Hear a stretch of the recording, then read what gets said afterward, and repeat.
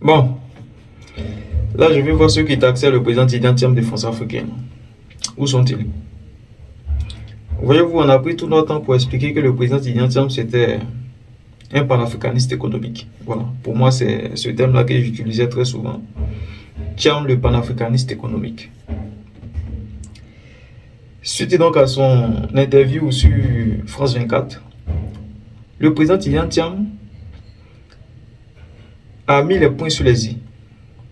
Oui, ceux qui ne savent pas qui est Thiam, ils peuvent se permettre d'épiloguer sur des questions vraiment infondées pour le taxer de France africain.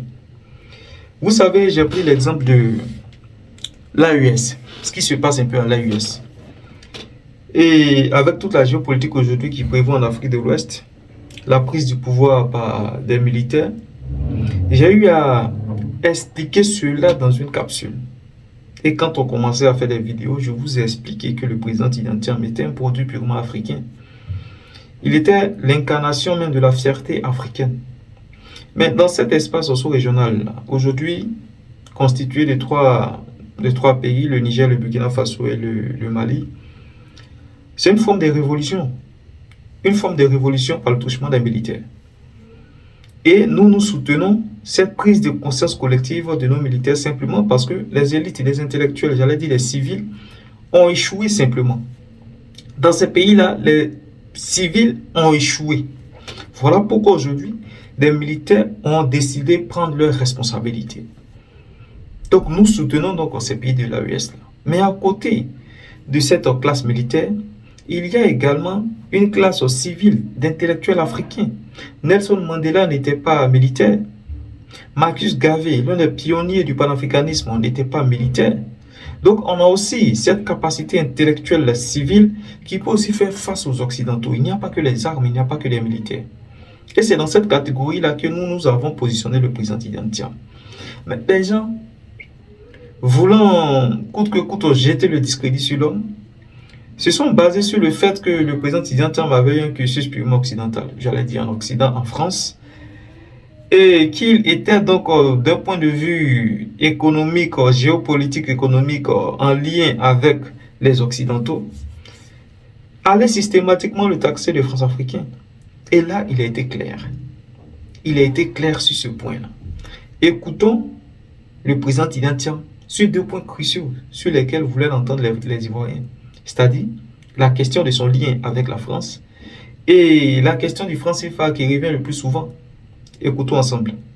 Ces accusations en filigrane que vous êtes le candidat de la France, que vous êtes près d'Emmanuel Macron, il y a des enregistrements qui sont ressortis. Oui, oui. Voilà. Est-ce que vous êtes le candidat de la France, Moi, Tidjane Thiam? je vais vous dire, à l'époque, j'ai enlevé à la France le plus gros contrat qui avait jamais été attribué en Côte d'Ivoire, qui était la centrale d'Azito. Et j'ai eu beaucoup d'ennuis avec Suez, Tractebel et autres parce que j'ai attribué ce contrat à Azea Brown Boveri.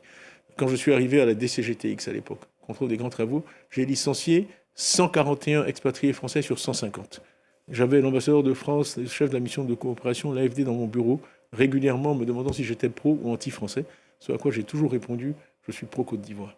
Donc quand on regarde mon parcours et quand on regarde ce que j'ai fait, essayer d'y trouver les traces d'une proclivité pro-française est un exercice vain et qui est voué à l'échec.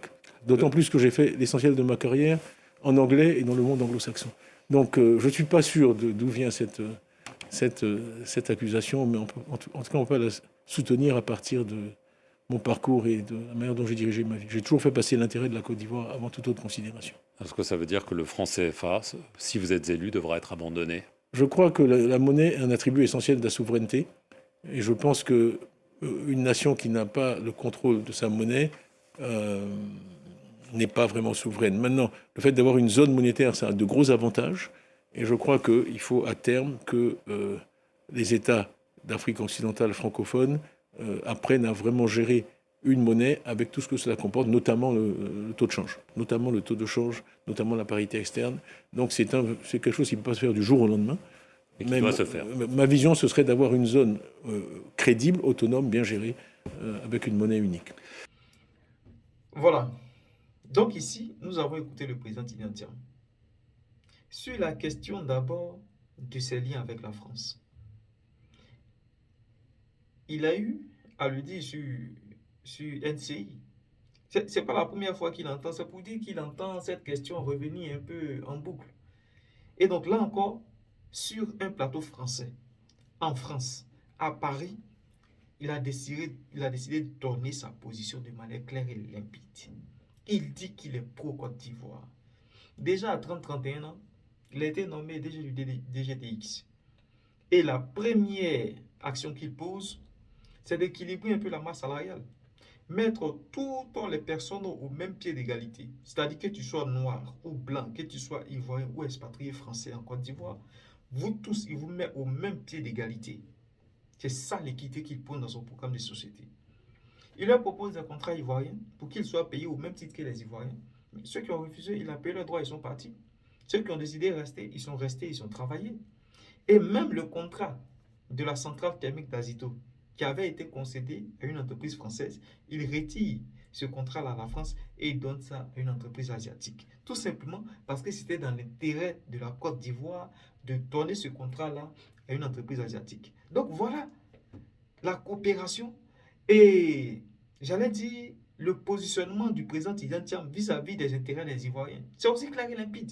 Mais à tous ces détracteurs qui le taxent de France-Africain, quand on leur demande quelles sont les actions que le président Tidjane Thiam a posées concrètement, qui vous font dire que ce monsieur-là, c'est un produit France-Africain, on nous montre sa photo avec Emmanuel Macron. Parce que les gens sont à bout d'idées. Ils sont à bout d'arguments. On nous sort sa photo avec Emmanuel Macron. On nous dit non, qu'il a étudié en France, comme si tous les étudiants ou tous les jeunes Ivoiriens qui avaient eu un cursus ici en France étaient systématiquement des France-Africains. Donc, il n'y a pas d'argument à ce niveau. Mais il a été clair sur cette question. Sur un plateau français, ici en France, il leur a dit que je suis pour Côte d'Ivoire. Tout simplement pour leur dire que je suis décomplexé. Je suis très très décomplexé vis-à-vis de la peau blanche. Et il a toujours défendu la couleur africaine.